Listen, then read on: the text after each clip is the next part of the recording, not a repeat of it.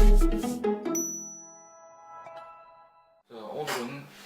성형외과의 대표적 수술이라고 할 수 있는 쌍꺼풀 수술에 대해서 말씀드리겠습니다.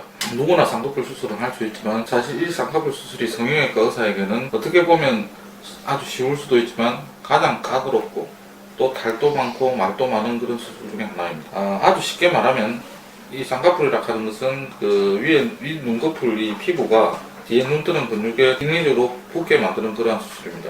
그런데 이 쌍꺼풀 수술에 대해서는 아주 잘못된 오해도 많고 잘못된 상식도 많고 또 틀리게 알고 있는 사실들이 많습니다.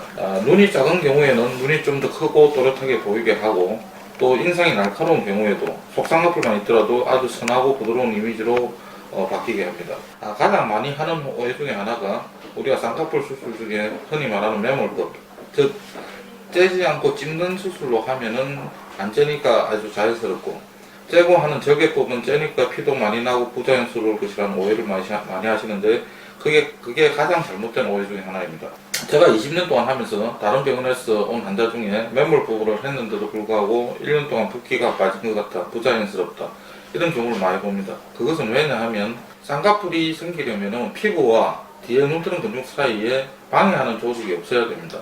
근데 방해하는 조직, 예를 들어서 지방이라든지 그런 것이 있는데도 불구하고 그것을 제거하지 않고 억지로 찝는 방법을 하게 되면 그 방해하는 조직이 위로 가거나 밑으로 밀리게 됩니다.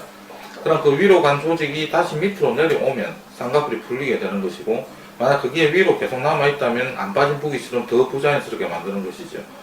그래서 만약에 그런 경우에는 적절히 지방과 방해되는 조직을 제거를 해주고 붙여줘야만이 더욱더 자연스러운 쌍꺼풀이 되는 것입니다. 따라서 피부도 아주 얇고 지방도 없고 눈도 비교적 큰 경우에는 절개법을 하든 매몰법을 하든 자연스러운 쌍꺼풀이 잘 나오지만 눈도 작으면서 두껍고 이런 눈은 매몰법을 했다면 거의 99% 풀리든지 더 부자연스럽게 됩니다.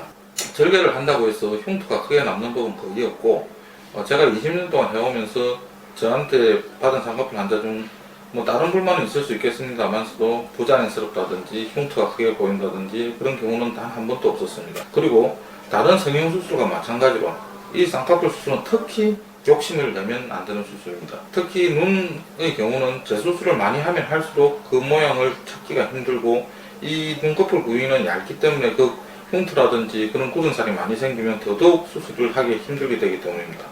만약에 작고 자연스럽게 된 경우에는 다음에 만약에 본인이 원하면 크게 재수술하기는 비교적 쉽습니다.